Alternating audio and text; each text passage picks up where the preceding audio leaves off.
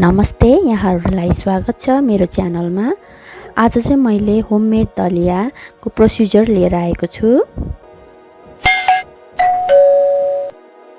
दलिया चाहिँ हामी गहुँको च्याख्लालाई भन्छौँ। यो चाहिँ गहुँबाट बन्छ। दलिया चाहिँ बच्चादेखि वृद्धसम्मको लागि एकदमै स्वास्थ्यवर्धक खाद्यान्न हो। यहाँ मैले 1 केजी गहुँ लिएर आएको छु। यो गहुँ चाहिँ एकदमै फोहोर भएको कारणले गर्दाखेरि यसलाई राम्रोसँग धोई पखाली केलाई घाममा सुकाउँछु। यसलाई चाहिँ मैले राम्रोसँग 2 दिनसम्म घाममा सुकाएको छु। गहुँ चाहिँ घाममा राम्रोसँग सुकेको छ अनि यसमा कुनै त्यस्तो फोहोरहरू पनि छैन, एकदम सफा देखेको छ। अब यो राम्रोसँग सुकेको गहुँलाई चाहिँ मैले मिक्सर ग्राइन्डरमा पिसेर चाहिँ यसबाट दलिया निकाल्छु। मैले यसमा सानो बोलको 1 बोल राखेँ, धेरै पनि राख्न मिल्दैन।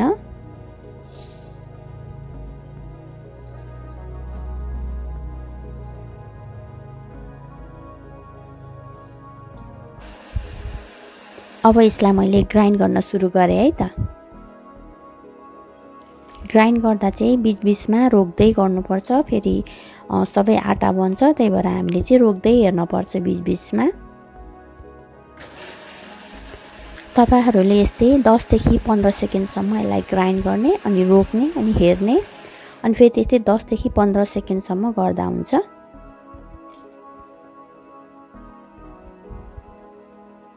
ल यो रेडी भइसकेछ। यसमा आटा पनि छ, गहुँ पनि छ र दलिया पनि छ। अब यसलाई चाहिँ हामीले छुटाउने प्रोसेसतिर लान पर्छ। फर्स्टमा हामी यसबाट चाहिँ आटा निकाल्छौं। यो चाल्नीमा छानेर सबै आटा जति तल गइसकेको छ।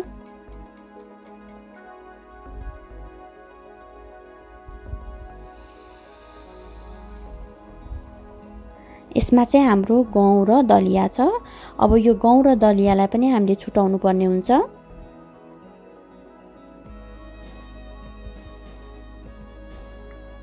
अब यसमा सबै गहुँ र दलिया छ। अब यसलाई हामी छुटाउने प्रोसेसतिर जान्छौं। यदि तपाईहरुसँग ठूलो खालको चाल्नी छ भने ठूलो खालको चाल्नी युज गर्दा पनि हुन्छ। मसँग चाहिँ ठूलो खालको चाल्नी नभएको कारणले मैले चाहिँ यो नाङ्लोमा चाहिँ यसरी केलाएर चाहिँ गहुँ र दलिया छुटाउँदै छु।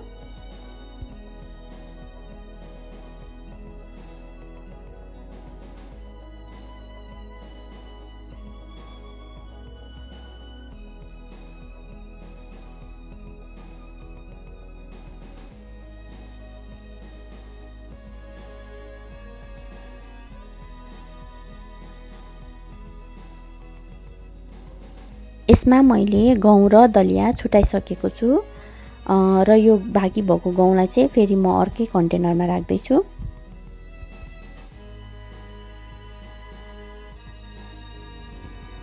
ल अब हाम्रो होममेड दलिया चाहिँ रेडी भइसकेको छ।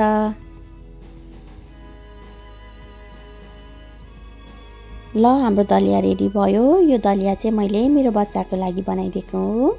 यदि तपाईहरुलाई पनि राम्रो लाग्छ भने मन पर्यो भने चाहिँ तपाईहरुले पनि घरमै यसरी दलिया बनाएर चाहिँ आफ्नो बच्चालाई चाहिँ खुवाउन सक्नुहुन्छ। मैले यो दलिया चाहिँ एउटा एयर टाइट कन्टेनरमा राख्दै छु।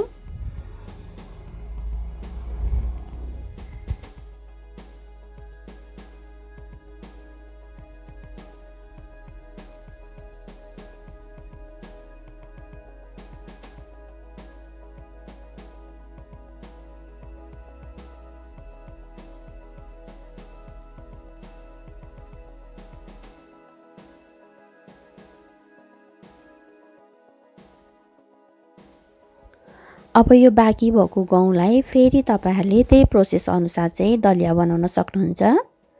हजुरहरुलाई भिडियो कस्तो लाग्यो? मन परेमा लाइक, शेयर एन्ड सब्स्क्राइब गरिदिनुस् है त। धन्यवाद।